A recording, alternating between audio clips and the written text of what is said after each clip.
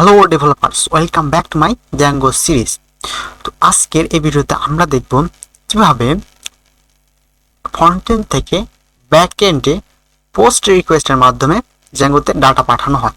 অর্থাৎ আমরা যে মডেলটা তৈরি করেছিলাম সেই মডেলটার আমরা এখন ইউজার থেকে ডাটা ইনপুট নেব এবং সেই মডেলটা এখন আপডেট করব। তো এই ভিডিওটি একটি দারুণ ভিডিও হতে চলেছে, তো ভিডিওটি সম্পূর্ণ দেখার অনুরোধ রইল। তো চলো ভিডিওটি শুরু করি। তো আমি চলে যাবো আমার এডিটরে এবং এখানে আমি নতুন একটা সংযোজন নিয়ে এসেছি। সেটা কি? রিসোর্স। অর্থাৎ আমার এই প্রজেক্ট শুরু থেকে শেষ করতে যতগুলো এক্সটার্নাল রিসোর্স প্রয়োজন হবে আমি এই রিসোর্স ফোল্ডারের ভিতর সেটা রেখে দেবো এবং এই কোডগুলো আমি গিটহাবে আপলোড করব এবং তার লিঙ্ক ডিসক্রিপশনে দেওয়া থাকবে। তোমরা এই কোডগুলো তোমরা পেয়ে যাবা, কোনো সমস্যা নাই। তো এখানে আমি একটা রিসোর্স নামে একটা ফোল্ডার নিছি, রিসোর্স 1 নামক একটা ফোল্ডার, নেস্টেড ফোল্ডার। এই ফোল্ডারের ভিতর দেখে একটা ইন্ডেক্স পেজ আছে। এটা কি? এটা একটা সাধারণ HTML ফর্ম, তাছাড়া কিছু না। ঠিক আছে, আচ্ছা। এবার আমরা প্রথমে কি করব? প্রথমে এই ফর্মটাকে তো ডিসপ্লে করার প্রয়োজন। তো আমরা কি করলাম? আমরা টেমপ্লেটে আসলাম, টেমপ্লেটের ভিতরে একটা ফোল্ডার নিলাম ফর্ম, তার ভিতরে একটা নেস্টেড ফাইল নিলাম স্টুডেন্ট .html। নেওয়ার পর আমার যেই সব পেজে আমার যে রিসোর্সে যাব আমি, রিসোর্স ইন্ডেক্স পেজ, এখানে যতগুলো কোড আছে Ctrl+A Ctrl+C, এটাকে বন্ধ করলাম, তারপর Ctrl+V, একবারে ডাইরেক্ট কপি টু পেস্ট। তো এখানে দুইটা জিনিস দেখার যে জিনিস, অর্থাৎ আমি ইনপুট ফিল করা কিভাবে নিয়েছি দেখো। এটা হচ্ছে টেলউইন CSS CDN ভার্সন। আচ্ছা, এখানে দেখো, এখান থেকে আমার ফর্মটা শুরু এবং আমি একটা ইনপুট নিয়েছি টেক্সট, টাইপটা কি? টেক্সট, তার নেম ট্যাগও দিছি নেম। আরেকটা ইনপুট নিলাম রোল, তার নেমও নিলাম রোল, এটাও কিন্তু একটা টেক্সট। তারপরে আমি একটা অপশন নিলাম, অর্থাৎ সিলেক্ট নিলাম, সিলেক্ট, তার নেম দিলাম ক্লাস নেম এবং তার কতগুলো অপশন দিলাম, এবং ক্লাস 6 7 8 9 10, আমরা আরও চাইলে আরও দিতে পারতাম, ক্লাস 5 4 3 1 2 পর্যন্ত দিতে পারতাম। তারপর এখানে আমি দিলাম, এটা দিলাম ক্লাস 5, এটা দিলাম ক্লাস 4, 3 জন্য, 2 জন্য, 1 জন্য। ঠিক আছে, নিয়ে নিলাম। নেওয়ার পর আমরা কি করব? আমরা এখন এই HTML এর পেজটাকে এখন ভিউ করাবো। তো কিভাবে করাবো? ডিসপ্লে করাবো। তো আমি চলে যাবো আমার সব স্টুডেন্টের ভিতরে যেই ভিউ ছিল এখানে আমরা একটা ফাংশন বানাবো, ডেফিনেশন ফর্ম নামে একটা ফাংশন নিলাম। তার ভিতরে প্রথম প্যারামিটার যেটা নেব সেটা হচ্ছে রিকোয়েস্ট। তারপরে এখানে আমরা রিটার্ন করাবো রেন্ডার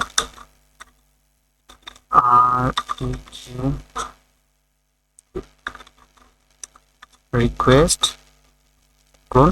এবার ফর্মের রুটটা দেবো, অর্থাৎ আমার ফর্মটা কোথায় আছে। তো আমি দেখো এখানে টেমপ্লেট পর্যন্ত ধরো সলভ হয়ে আছে আমাদের ডিরেক্টরি। তারপরে কি টেমপ্লেটের ভিতরে কি ফর্ম।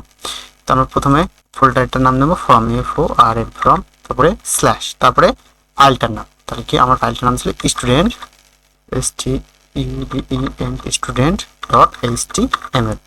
ঠিক আছে, এখন এটাকে আমার কল করার প্রয়োজন। তো এটা আমরা যাবো, এখন যাবো ইউআরএল আসার পর এখানে আমরা একটা পাথ নেব এবং এটার নাম দেব ফ্রম স্ল্যাশ, এবং ফাংশনটা যে কল করবো views dot FORM from. Suggest করলো না কেন জানি না। তারপরে দেবো নেম,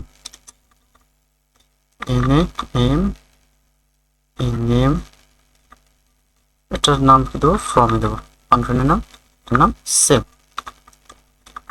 দেওয়ার পর আমরা শুধু এখন আমার সার্ভারটা রান করবো। আমাদের অলরেডি ভার্চুয়াল এনভায়রনমেন্ট অ্যাক্টিভে আছে এবং আমি আমার সব, অর্থাৎ জ্যাঙ্গো প্রজেক্টের ভিতরে সব আমার প্রজেক্ট ডাইরেক্টরিতে আমার এইটা আছে। তারপর আমি পাইথন জাস্ট রান সার্ভার করলাম। সার্ভার করার পর আমার অলরেডি এখানে আগের দিন যে প্রজেক্টটা আমি করেছিলাম এখানে অফ আছে। আচ্ছা, এবার স্টুডেন্টের পর এখানে স্ল্যাশ দেবো, এখানে দেবো F O R M from. তাহলে কি আমার ফর্মটা কিন্তু এখন শো হয়ে গেল। ঠিক আছে, এখন এখানে যদি আমরা কোনো ডাটা দিই, সিলেক্ট করে সাবমিট করি, এটা সাবমিট হয়ে গেল অলরেডি। কি ডিফল্টভাবে এই ফর্মটা সাবমিট হলো একটা গেট রিকোয়েস্টের মাধ্যমে। এবং এখানে ইউআরএলটা ভালো করে দেখলে আমরা দেখবো যে নেম, এই কোশ্চেন মার্ক চিহ্ন, এরপরে কি সব ডেটা, নেম, তারপরে রোল, তারপরে ক্লাস, এবং এই অ্যান্ড পার্সন দিয়ে এক একটা ভেরিয়েবল সেপারেট করা হয়েছে। এটা হলো গেট রিকোয়েস্ট। তো আমরা পোস্ট রিকোয়েস্টের মাধ্যমে ডেটা ফ্রন্টএন্ড থেকে ব্যাকএন্ডে পাঠাবো এবং সেই ডাটাটা ওইদিকে রিসিভও করব। তো এখন কি করব, তো এখন আমরা আবার ফের একটা লজিক লিখবো। এখানে লিখবো যদি if request request dot method equal to post হয়, যদি পোস্ট রিকোয়েস্ট আসে তাহলে কি হবে, তাহলে আমরা এখন গেট করব name assign request dot post dot get name, অর্থাৎ নেম কিওয়ার্ডের মাঝে যেই ডেটাটা আসবে এটা নেম ভেরিয়েবলে অ্যাসাইন হবে। তারপরে কি করব, রোল রোল রোল সেম কাজ, request dot post dot get R O double L, এটাকে জাস্ট রেপ্লিকেট করে দিলাম, CLA double S class underscore name.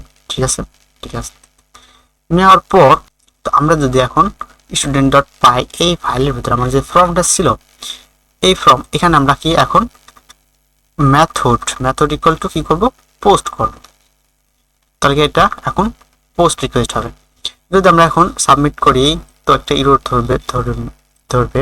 Suppose আমি কিছু র্যান্ডম ভ্যালু দিলাম, যদি এটা করি তো এখন এটা গেট রিকোয়েস্টই করছি, কারণ আমি এটা এখনো ক্লিয়ারই করি নাই।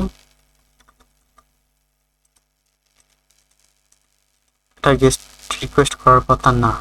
ঠিক আছে, এটা কি করছে, CSRF ভেরিফিকেশন ফেইল্ড। আচ্ছা, এবার CSRF এই জিনিসটাকে একটু বলি। CSRF মানে হলো cross site request forgery. এটা কি, কিভাবে কাজ করে ইত্যাদি আমরা হয়তো পরবর্তী কোনো ভিডিওতে বিশ্লেষণ করব। তবে এতটুকু জেনে রাখো যে এটা হচ্ছে সিকিউরিটি ইস্যু। অর্থাৎ আমাদের একটা ফর্ম যে পোস্ট রিকোয়েস্ট করছে, অর্থাৎ একটা আমাদের যে ইউজার সেটা ভ্যালিড কি ইনভ্যালিড, এটা একটা সিকিউরিটির ব্যাপার স্যাপার আছে। তো এই জন্য মূলত CSRF এই ভ্যালিডেশনটা দেওয়া হয়। আমরা যদি সিআরএসটা অ্যাভয়েড করতে চাই, সিআরএসএফটা অ্যাভয়েড করতে চাই, তো আমরা কি করব, আমরা শপের ভিতরে সেই রিসোর্সটা বলতে পারি, শপের ভিতরে যেই সেটিং ডট পাই ফাইল আছে, এখানে দেখো একটা মিডিল লেয়ার আছে CSRF। আমরা যদি এটাকে কমেন্ট আউট করে দিই তাহলে কিন্তু আর CSRF এর যেই ভ্যালিডেশন ফর্মের যে ইরোরটা এটা কিন্তু আর ধরবে না, অর্থাৎ এখন ওই ভ্যালিডেশনটা অফ হয়ে আছে, আর কিন্তু রিকোয়েস্ট মানে ইরোর ধরেনি। কিন্তু আমি সাজেস্ট করবো কখন এটা এমন না করতে, কারণ আমাদের অ্যাপটা দুর্বল হয়ে যাবে, মানে সিকিউরিটি লেস হয়ে যাবে আর কি, তেমনটা কখনোই করা যাবে না। তো আমরা এখন কি করব, আমরা এখন খুব সহজেই বিষয়টা সমাধান করতে পারি। আমরা একটা জ্যাঙ্গো ট্যাগ ব্যবহার করবো, অর্থাৎ CSRF টোকেন ব্যবহার করবো। পার্সেন্টেজ দেওয়ার পর CSRF আন্ডারস্কোর টোকেন, ব্যাস, এখন আর সমস্যা ধরবে না। আমরা এটাকে রিফ্রেশ করলাম, রিফ্রেশ করার পর আমার ডেটাটাকে এন্ট্রি দিলাম। এখন কিন্তু পারফেক্টলি ডেটা ফ্রন্টএন্ড থেকে ব্যাকএন্ডে যাচ্ছে। ফ্রন্টএন্ড থেকে ব্যাকএন্ডে গেলেই হবে না, এখন আমাদের কি করা প্রয়োজন, এখনও আমরা কি করব, এখানে একটা স্টুডেন্টের অবজেক্ট ক্রিয়েট করব। তো আমি ডট মডেল থেকে ইনপুট দিয়েছিলাম স্টুডেন্ট, এখানে এখন স্টুডেন্টের অবজেক্ট ক্রিয়েট করতে হবে। আমরা লিখব student dot object object dot create প্যারেন্থেসিসের ভিতরে স্টুডেন্ট অবজেক্টের যতগুলো ফিল্ড ছিল সেই ফিল্ডের অনুপাতে আমরা এক একটা ডেটাকে এডিট করব। তো প্রথম ফিল্ডটা দেবো নেম সমান নেম, তারপরে কমা, তারপরে রোল অ্যাসাইন, রোল, তারপর এটা ছিল ক্লাস নেম,